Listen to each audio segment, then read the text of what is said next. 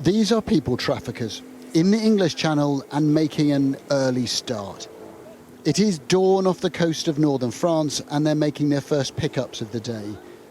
What you're seeing is something new, a fresh tactic to evade arrest and make money, a taxi boat service. The smugglers meander along the shoreline. Staring them down from the beach are lines of French police, but they're not authorised to enter the water. And in the middle, dozens of migrants crashing into the sea, desperate to grab a spot aboard. It is chaotic and turbulent. On the sand, the outnumbered authorities can only try to chase people away from the approaching boats, but their efforts are unsuccessful.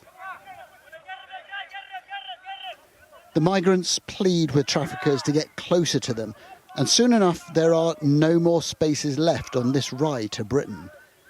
It's mainly men, but we do see a few women and a handful of small children.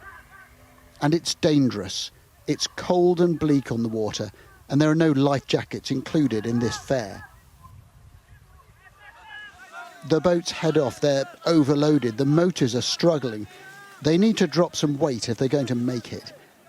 And the solution is brutally heartless. People jettisoned.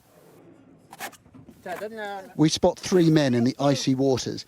They need urgent help. Hypothermia has set in. They can't swim anymore. Our skipper, Olivier, knows the dangers here.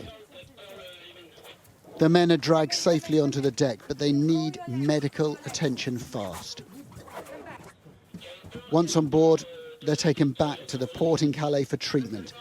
Hopes of reaching Britain dashed, at least for today. In the earlier hours, more boats had crossed the channel. Several of them closely monitored by French border patrols. But maritime law prevents them from intercepting unless those on board say they're in distress. Those are restrictions that cause a moral dilemma for many people involved. Moi, je connais quelques gendarmes et policiers qui sont dans cette situation-là.